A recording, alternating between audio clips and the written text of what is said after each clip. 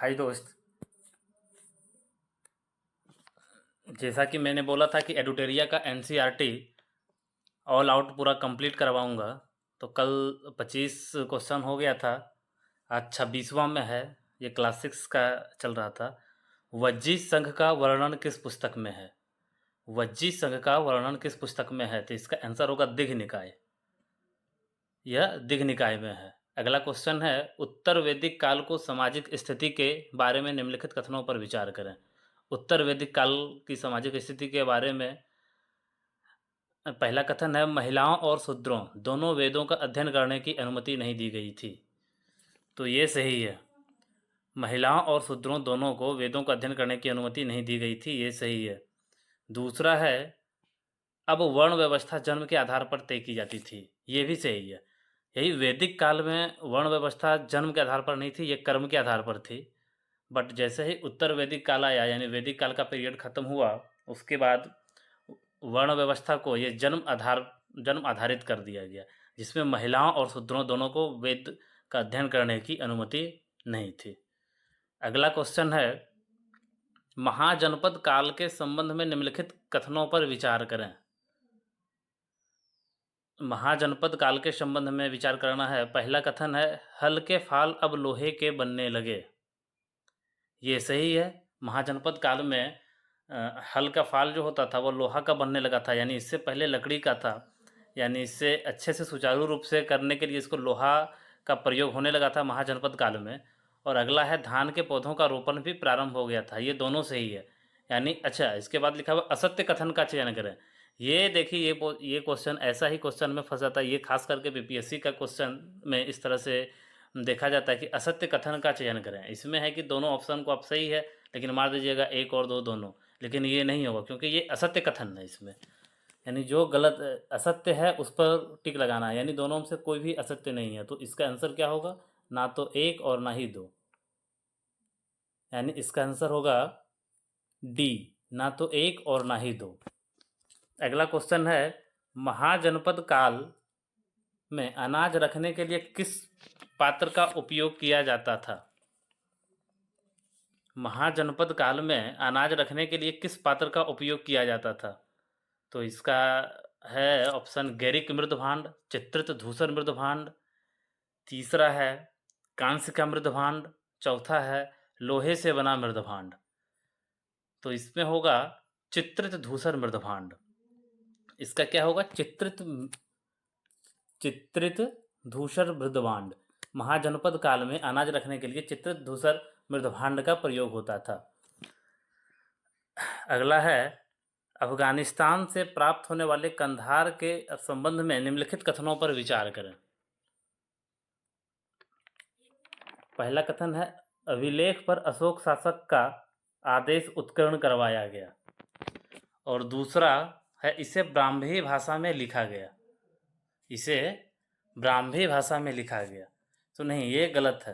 अफगानिस्तान से प्राप्त होने वाले कंधार जो अभिलेख था, उस पर तो अशोक शासक का आदेश जो है वो उत्कीर्ण करवाया था, लेकिन ये ब्राह्मी भाषा में नहीं लिखा गया था। ब्राह्मी भाषा में ये नहीं लिखा गया था। अगला क्वेश्चन है, जनपद का क्या अर्थ होता है? जनपद का अर्थ क्या होता है? तो इसका ऑप्शन है, जन का राजा, बी जन के बसने की जगह, सी जन का नेता, डी जनों में प्रतिष्ठित व्यक्ति। तो इसका होगा जन के बसने की जगह, जहाँ लोग रहते हैं उसी को जनपद कहते हैं। उसको क्या कहते हैं? जनपद कहते हैं। जनपद, जन के बसने की जगह जो होती है उसको जनपद कहा जाता है। अगला क्वेश्चन है, महाजनपदों का उद्भव लगभग कितने वर्ष पूर्व हुआ था? तो महाजनपदों का उद्भव लगभग 2500 साल पहले हुआ था। महाजनपद का उद्भव लगभग 2500 साल पहले हुआ था। अगला क्वेश्चन है, भारतीय दर्शन की शाखा को उनके संस्थापक से मिलाइए।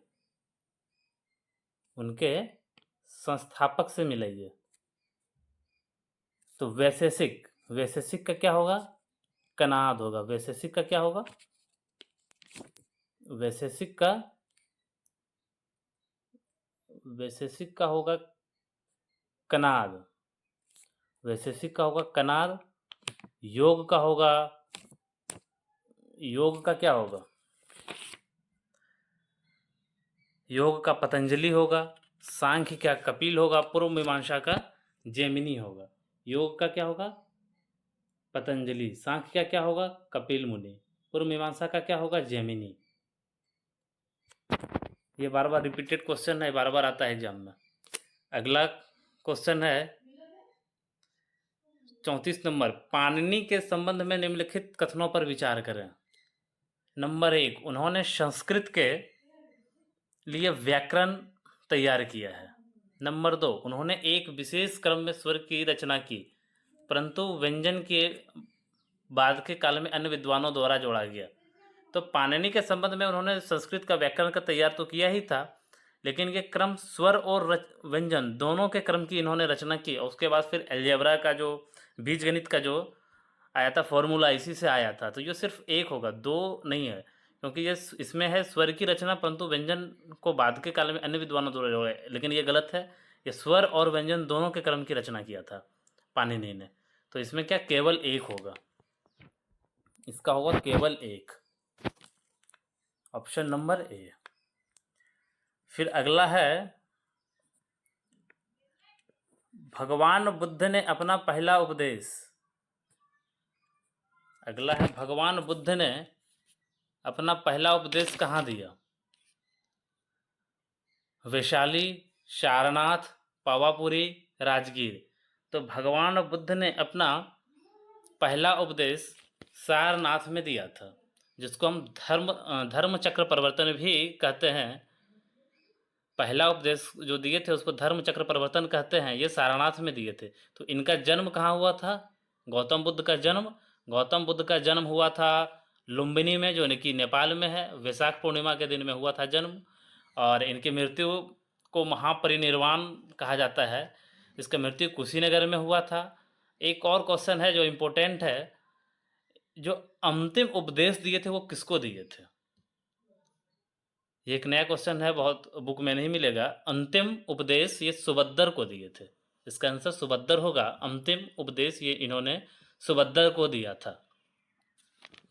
अंतिम उपदेश इन्होंने किसको दिया था, सुभद्र को दिया था।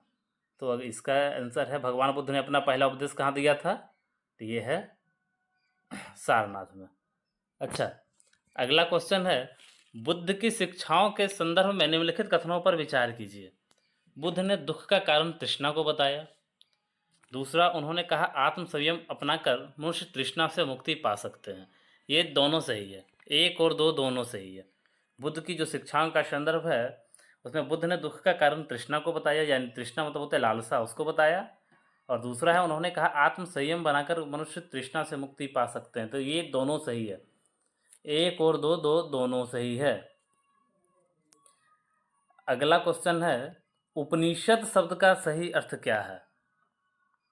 तो उपनिषद शब्द का सही अर्थ है गुरु के समीप बैठना। गुरु के समीप बैठने को ही उपनिषद कहा जाता है। गुरु के समीप बैठने को ही उपनिषद कहा जाता है। अगला क्वेश्चन है, संस्कृत व्याकरण की रचना किसने की। अभी इसका चर्चा हुआ था। संस्कृत व्याकरण की रचना किसने की। संस्कृत व्याकरण की रचना पाणिनि ने की थी। कौन किया था, पाणिनि ने किया था, पाणिनि। अगला क्वेश्चन है, एक मिनट,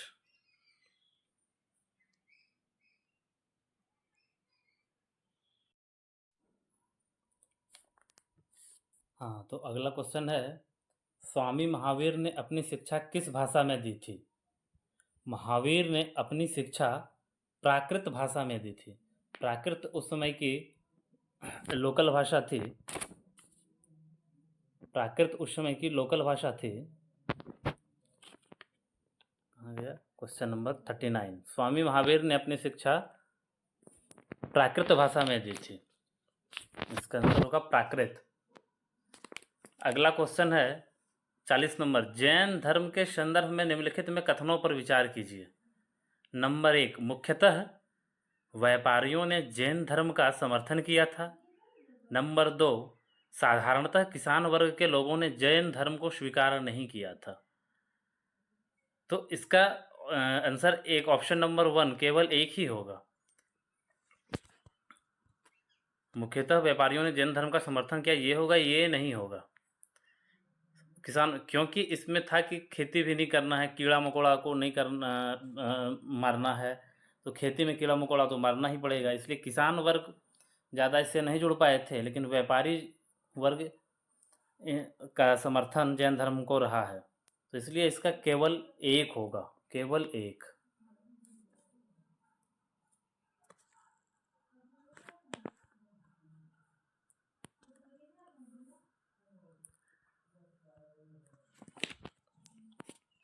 अगला क्वेश्चन है 42 में,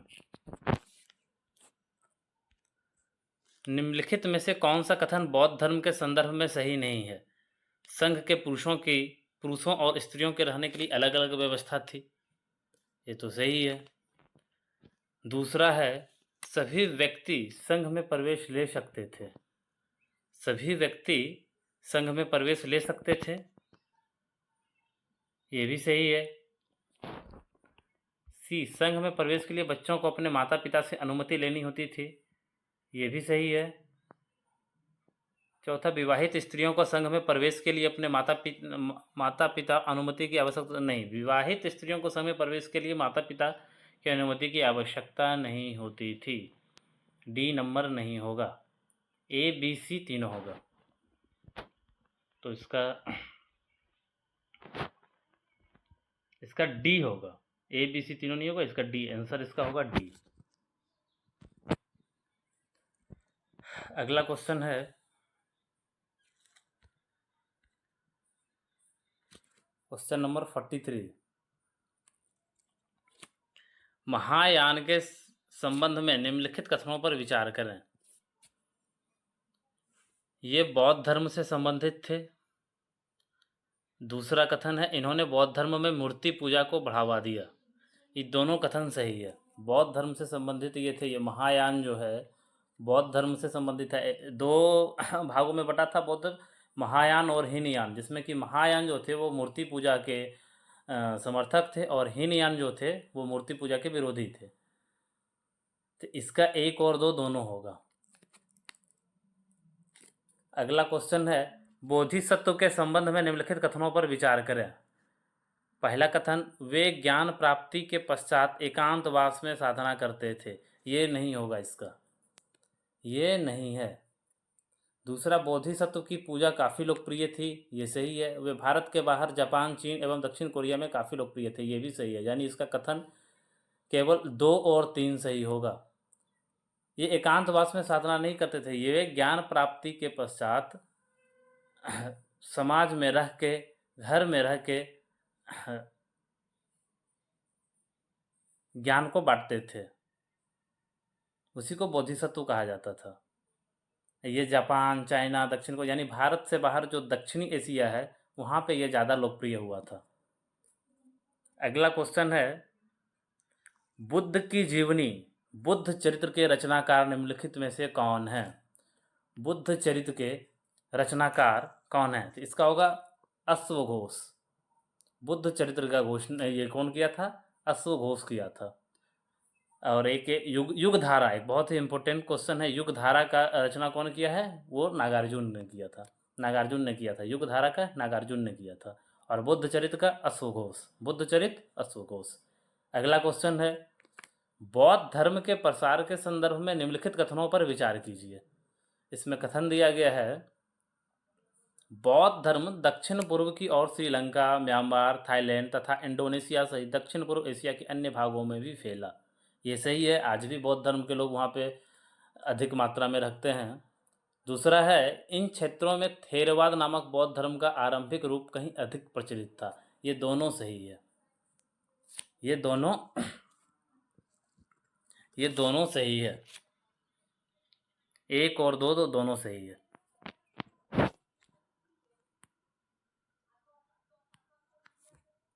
एक और दो दोनों सही है। अगला क्वेश्चन है, प्रायः स्तूपों के चारों ओर परिक्रमा करने के एक वृत्ताकार पथ होता था, जो क्या कहलाता था? तो स्तूप के चारों ओर जो परिक्रमा करने का जो वृत्ताकार पथ था, उसको हम कहते थे प्रदक्षिणा। उसको क्या कहते थे? प्रदक्षिणा कहते थे। अगला क्वेश्चन है, साम्राज्य में ऐसी कौन सी सामाजिक और धार्मिक समस्याएं थी जिन्होंने अशोक को परेशान किया और उन्हें धर्म के प्रचार के लिए प्रेरित किया? तो अशोक को परेशान किया और उन्हें धर्म के प्रचार के लिए प्रेरित किया। कथन एक में है, विभिन्न धर्मों को मानने वाले लोगों के बीच आपसी संघर्ष। कथन दो है, दासों और सेवकों के साथ दुर्व्यवहार। और तीसरा है, परिवारों और पड़ोसियों के बीच आपसी झगड़े। ये तीनों था, 1, 2 और 3, ये तीनों था। 1, 2 और 3 ये तीनों था। अगला क्वेश्चन है, यह एक विशाल और सुंदर नगर है। यह एक विशाल प्राचीर से घिरा हुआ है। इसमें 570 बुर्ज और 64 द्वार हैं। 570 बुर्ज और 64 द्वार हैं। यहाँ 2 और 3 मंजिला मकान लकड़ी और कच्ची ईंटों से बने हैं। पाटलिपुत्र की भव्यता और वास्तुकला का वर्णन करने वाला उपर्युक्त कथन किस प्राचीन यात्री द्वारा किया गया था? ये किया गया था मेगस्थनीज के द्वारा। मेगस्थनीज के द्वारा पाटलिपुत्र का वर्णन किया गया था, जिसमें उसकी भव्यता और वास्तुकला का वर्णन किया था उन्होंने। ये मेगस्थनीज जो था वो सेल्यूकस निकेटर ने इसको भेजा था चंद्रगुप्त के दरबार में। चंद्रगुप्त के दरबार में ये आया था, सेल्यूकस निकोटर ने भेजा था। अगला क्वेश्चन है इसका, क्वेश्चन नंबर 50। निम्नलिखित में से कौन सा कथन मौर्य काल के दौरान करों और नजरानों के बीच के अंतर को सबसे अच्छी तरह स्पष्ट करता है? मौर्य काल के दौरान करों और नजरानों के बीच के अंतर को सबसे अच्छी तरह से स्पष्ट करता है। इसका कथन है, कर दृश्यमान थे, नजराना अनिवार्य था। ये नहीं होगा। कर दृश्यमान थे, नजराना अनिवार्य, ये तो नहीं है। दूसरा, कर भौतिक वस्तुएं थी, नजराना पूरी तरह नकद था, ये भी नहीं होगा। सी है, कर नियमित थे, नजराना अनियमित था और कमोबेश स्वेच्छा से दिया जाता था, ये सही है। कर जो टैक्स होता था वो रेगुलर लिया जाता था, लेकिन जो नजराना होता था वो स्वेच्छा से दिया जाता था। वो भी कभी कभी आते थे वसूलने के लिए, वो भी स्वेच्छा से, नजराना उसको बोलता था। और लेकिन कर जो थे वो रेगुलर नियमित था। अगला क्वेश्चन है, मौर्य साम्राज्य की स्थापना लगभग 2300 साल पहले हुई थी। इसके संस्थापक कौन थे? तो ये तो बहुत ही सिंपल क्वेश्चन है। मौर्य साम्राज्य की स्थापना कौन किया था? तो होगा इसका चंद्रगुप्त मौर्य किया था। मौर्य साम्राज्य की स्थापना चंद्रगुप्त मौर्य ने किया था। अगला क्वेश्चन है, मौर्य साम्राज्य में निम्न में से कौन सा नगर उत्तर पश्चिम और मध्य एशिया के लिए आने जाने का प्रमुख मार्ग था? तो ये आप इंडिया का अगर मैप देखिएगा तो उत्तर पश्चिम में जो है ये तक्षशिला पाकिस्तान का जो एरिया है वहीं पे था। तो उस समय उधर से और मध्य एशिया का प्रमुख मार्ग वही था। कौन था? तक्षशिला। तक्षशिला जो था वो प्रमुख मार्ग था उत्तर पश्चिम और मध्य एशिया के लिए आने जाने का मुख्य मार्ग था। और दक्षिण भारत जाने वाले रास्ते में पड़ता था उज्जैन। ये उत्तर भारत और दक्षिण भारत को कौन जोड़ता था? ये उज्जैन जोड़ता था। अगला क्वेश्चन है, चंद्रगुप्त मौर्य के दरबार में जो पश्चिम एशिया के यूनानी राजा सेल्यूकस निकेटर का राजदूत था उसका नाम क्या था? अभी अभी मैंने बताया कि चंद्रगुप्त मौर्य के दरबार में मेगस्थनीज आया था, जो सेल्यूकस निकेटर का राजदूत था। ये सेल्यूकस निकोटस का राजदूत था और आया था चंद्रगुप्त मौर्य के दरबार में। अगला क्वेश्चन है, भारत में आए विदेशी आक्रमणकारियों का सही क्रम क्या है? तो सबसे पहले हिंद यवन आए थे। ये 2200 वर्ष पहले जब मौर्य साम्राज्य का पतन हो गया तो उसके बाद आए थे हिंद यवन। इन्होंने भी कम से कम सैकड़ों साल राज किया। उसके बाद फिर शक आए, हिंद पार्थियन आए, उसके बाद कुषाण आए। यानी ऑप्शन नंबर सी होगा। इसका होगा ऑप्शन नंबर सी। अगला क्वेश्चन है, अशोक ने जगह जगह जाकर लोगों को शिक्षा देने के लिए अधिकारियों की नियुक्ति की। इन अधिकारियों को निम्न में से किस नाम से जाना जाता था? जो शिक्षा के लिए अलग अलग जगहों पर अधिकारियों की नियुक्ति की थी, उसे कहा जाता था धम्म महामात। उसको क्या कहा जाता था? धम्म महामात। उसको धम्म महामात कहा जाता था। अगला क्वेश्चन है, अशोक के संबंध में निम्नलिखित कथनों पर विचार कीजिए। पहला कथन है, अशोक ऐसा पहला शासक था जिसने अभिलेखों द्वारा जनता तक अपना संदेश पहुंचाने की कोशिश की। तो ये सही है। अभिलेख द्वारा जनता तक अपने संदेश पहुंचाने की कोशिश की थी। इसको पता होगा अशोक का कितना शिलालेख है? 13 है। 13 अभिलेख है। इसका सही है पहला। दूसरा है, अशोक के ज़्यादातर अभिलेख खरोष्ठी लिपि में हैं। तो ये नहीं है, खरोष्ठी लिपि में नहीं था। इसका ज़्यादातर जो अभिलेख था वो ग्रीक, हाँ, ये ब्राह्मी लिपि में था। अशोक का जो ज़्यादातर अभिलेख था वो ब्राह्मी लिपि में था। खरोष्ठी ग्रीक अरमाइक भी था, लेकिन ज़्यादातर जो अभिलेख था वो ब्राह्मी लिपि में था। तीसरा है कथन, अशोक ने अपने एक शिलालेख में कलिंग युद्ध का वर्णन किया। ये भी सही है, यानी केवल 1 और 3 होगा। इसका क्या होगा? ऑप्शन नंबर सी, केवल 1 और 3। अगला क्वेश्चन है, निम्नलिखित में किन स्थानों पर अशोक के शिलालेख प्राप्त हुए? तो इस अशोक के शिलालेख जो प्राप्त हुए, कंधार, ब्रह्मगिरी, जोगढ़, गिरनार, लुम्बिनी और भी जगह पे हुए थे। सांची में, हर जगह इसका शिलालेख प्राप्त हुए थे, यानी इसका उपरोक्त सभी। इसका आंसर होगा उपरोक्त सभी। आज के लिए इतना ही। अब हम अगला वीडियो बनाएंगे, उसमें इसके अगला पार्ट होगा। तब तक के लिए जय हिंद। अभी तक आपने चैनल को फॉलो नहीं किया है, सब्सक्राइब नहीं किया है, तो उसको जल्दी सब्सक्राइब करें। धन्यवाद।